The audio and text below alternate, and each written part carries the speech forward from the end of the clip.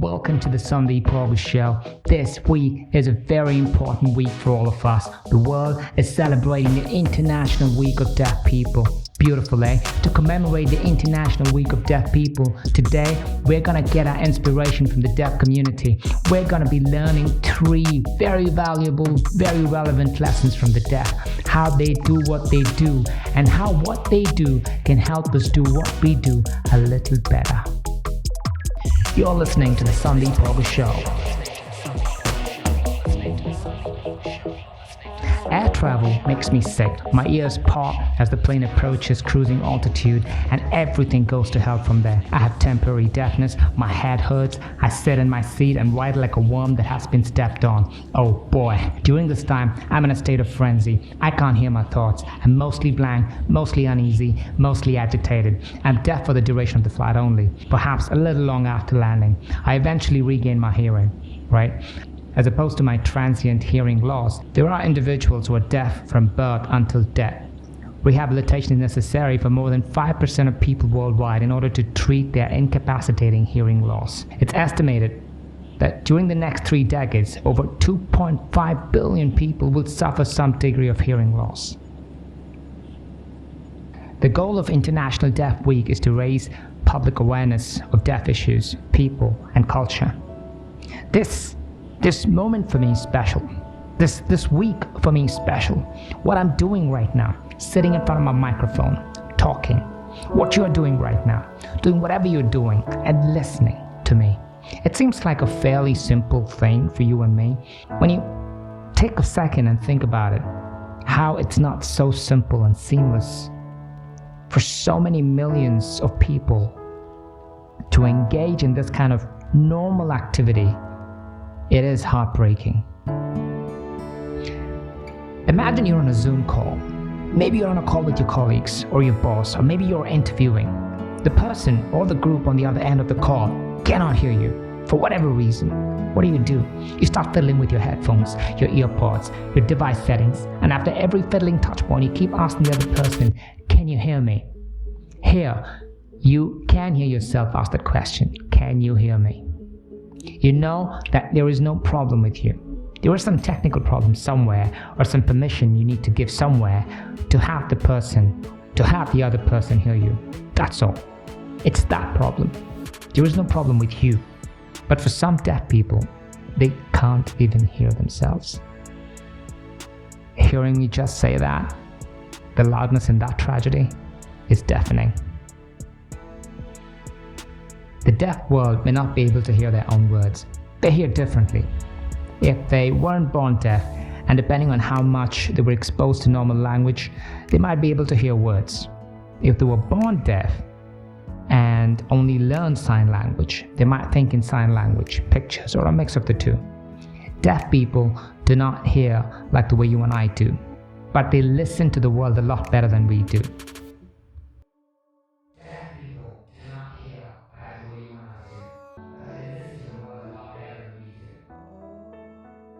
We take communication for granted. We take hearing for granted. Our head is overburdened and overwhelmed with our own words and thoughts. We pay less attention to what the world has to say. That's why in this episode, we're going to look at 3 things we can learn from the deaf. They're very important things.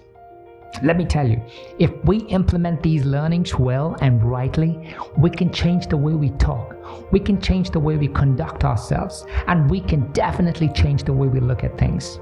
Are you excited to learn what these 3 things are and the changes they can bring in you? Because I definitely am. Okay, let's roll. You're getting deeper on the Sundeep show. Alright, we're gonna start with the first lesson. Ready? How about you sit upright before we go in? I'm just kidding. Sit, lie down, or do whatever you're doing. All you've got to understand is that it's got to do something with your body. So, pay attention. I call this chapter, Listen to the Body.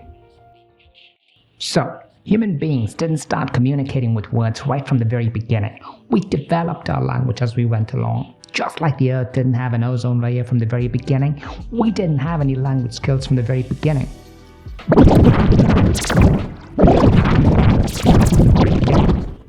We probably looked at monkeys and aped them.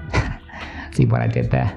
First, men didn't communicate with words. They gestured, they made sounds, they did what their fellow species did. Eventually, man saw that the tools he made could make other tools. Eventually, he saw that there were no other species that could make tools the way he could. Naturally, he felt superior. He no longer wanted to communicate with gestures and savage sounds. He wanted to carve a distinction for himself, a distinction that would infinitely keep him ahead from other species and encrypt his legacy until the end of time. That distinction was language. Even in the most technologically and culturally advanced societies, even after tens of thousands of years, humans are hardwired to act and react with their bodies and faces. According to a study by researchers from the UC Davis Department of Linguistics and Center for Mind and Brain and UC Irvine, deaf individuals who use sign language are faster than hearing non-signers at recognizing and interpreting body language. The study found that deaf people identified nonverbal cues about 100 milliseconds quicker than hearing people. One of the researchers made the observation that human communication is flexible and not limited to verbal exchanges.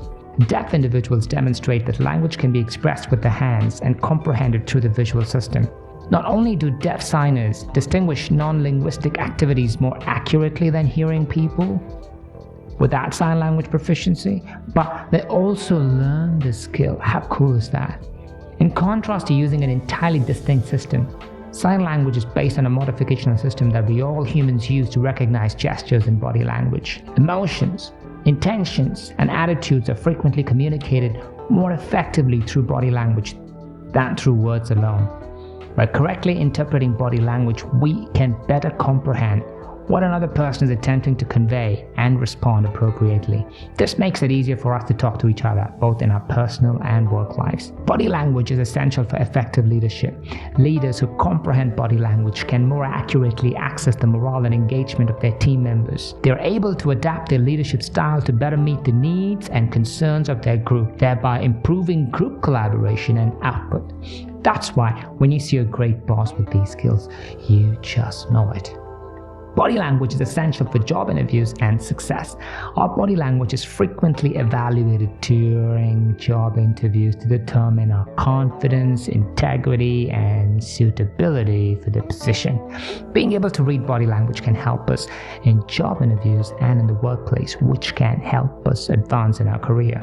Recognizing and controlling our own nonverbal cues is just as important as deciphering others' body language. Being aware of how our body language conveys emotions and intentions can help us communicate more successfully and project the image we want. For the purpose of developing relationships, resolving disagreements, and successfully navigating a variety of social and professional situations, it is imperative to comprehend body language. It facilitates deeper connections with others and enhances our overall interpersonal skills. So, is learning sign language a good way to improve your ability to read body language in others or your own? Though it is recommended for people who have an interest in or a need for sign language in their careers, learning sign language is not required of everyone. Instead, focus on sincerity and deliberate attention. Sincerity and deliberate attention to what we communicate with our body will be beneficial. This consciousness enables us to instinctively search for micro and macro expressions in others as well. It's all about listening to the words your body is saying. You feel me? Alright, that was the first lesson. To think with your body. To be mindful of what your body is saying. In the second lesson, the next one, we're going to be talking about how you can think even beyond words and why that form of thinking is so very important. I call this lesson Thinking with 1,000 Words. You're listening to the Sundeep August Show. A study by Smart Insights found that 90% of the information our brains receive is visual. The moment you fell in love for the first time, when you last saw someone you adore, publisher data suggests that around 85% of Facebook videos are watched without sound. First you see, next you hear. First comes the lightning, then comes the thunder. On the ground, the speed of light is 300 million meters per second. Sound travels at a speed of 340 meters per second. You get the difference. If I'm off with these numbers by a large extent, forgive me. We are enchanted by visuals, the iPhone's design, the visual appeal of a Rolls Royce, the melancholiness in Van Gogh's paintings. Did I get that right? The melancholiness. The melancholiness. The melancholiness. The melancholiness. I think I got it right. Alright, where was I? I was saying, thumbnails and YouTube videos and podcasts. It's all visual. You close your eyes, what's the first thing you see? See what I did there? Sound is a byproduct of what you see. When you recall a really memorable event, the first thing that springs to mind is a photograph. The moment you add a little detail to that memory, that's when any accompanying sound enters the mind with a hint of stress.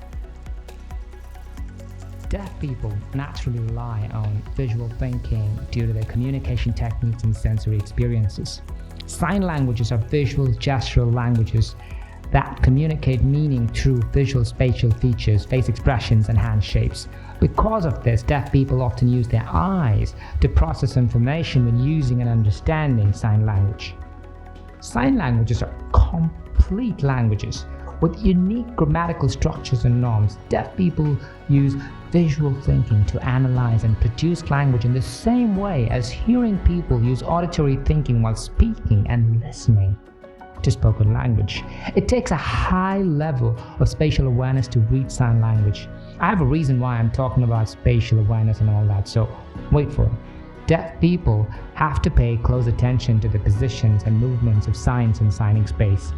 This spatial thinking goes beyond language and can affect how people arrange and process information in other areas of their lives. People who use visual thinking are able to deconstruct difficult issues into simpler ones.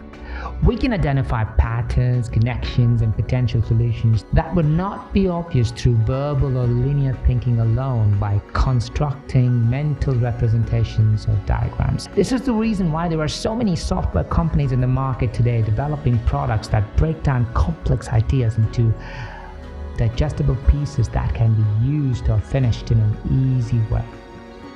A 2015 UCL study suggests that focusing on a visual task could momentarily render you deaf to sounds at normal volume levels. Apparently, when 13 volunteers completed a challenging visual task in this UCL study, their brain scans showed that their brain's reactivity to sound was significantly reduced.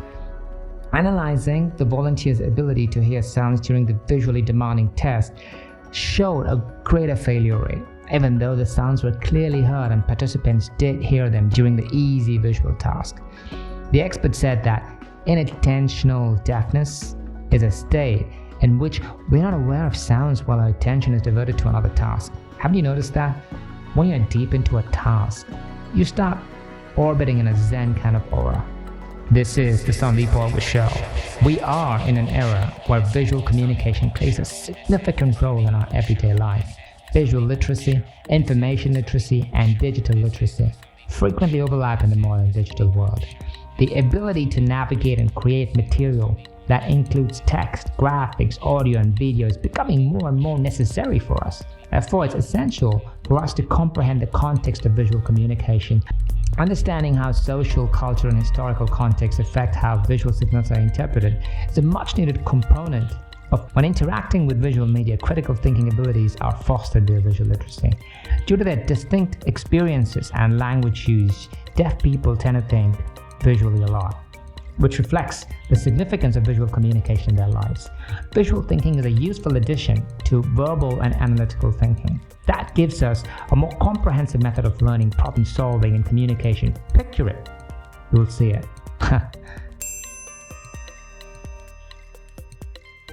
That was the second lesson, to think in pictures, to think visually, thinking with 1,000 words. We're now going to learn the third lesson, the last lesson in this episode. And when I talk, I hope you listen, because this chapter, this lesson is all about you being here in the moment. Can you do that? I call this lesson present in the present. Okay, so if I have to say something to you, I have so many different ways of saying it. I might even say the same thing again and again without actually getting anywhere. There are too many words at my disposal. I know I'm not lacking them, at least right now. All I have to do is say it, and you will catch it. It's not the same for the deaf. For the deaf, they value communication. They're not just talking. Every piece of information they want to convey must be conveyed through a gesture or a series of gestures. It's a lot harder than just talking. They have to move their arms and fingers a lot more than the non-deaf. They also use far more facial muscles and are far more expressive than non-deaf people. You see, for the deaf, their face is the tongue and their body is the syllables. Non-deaf individuals are not required to use hand gestures and other expressions while speaking, right? It's entirely optional. Yeah, it allows for a more dramatic presentation, but not required.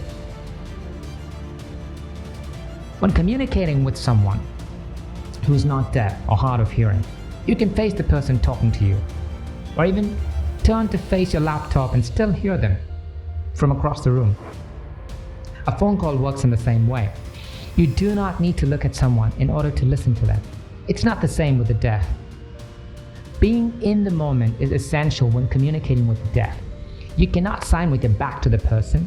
You cannot look at your phone or laptop while the person is signing. You must look at the person signing to understand what the person is saying with his signs and respond appropriately. This teaches us to be more mindful of the present and not take conversations for granted. It's a common misconception that there is only one sign language. Similar to our spoken languages, many countries have their own variants of sign language. The local culture influences the development of sign languages in various communities and regions, resulting in variations in vocabulary, grammar, and expression. Different sign languages have some differences, but at their very core, they're all about being precise in communication. Knowing that when communicating with others, they have to look at another person and the other person has to understand what they're saying with their signs, and it's more of a visual contact that is being maintained, that has to be maintained. Sign languages are fundamentally designed to be objective. While the non-deaf verbal language can be objective, it imposes certain unintentional restrictions. When engaging in personal and professional conversations, the non-deaf frequently communicate indirectly. We carefully choose our words in order to be courteous, to be sensitive, to avoid undesirable reactions, to maintain relationships, to dodge obligations, to conform to cultural norms, or we just lack confidence. I'm not advocating that we have to be overly direct in order to ruin a relationship or provoke conflict. Rather, what I'm saying is we gotta work on going ahead and expressing what we want and how we feel. In sign language, the signers may not be saying the words as they are conveying words with expressions. There is that liberty to be more direct in that context. But for the non-deaf, since communication happens by speaking, we need to exercise a little caution. Because these words are spoken directly, they have more impact.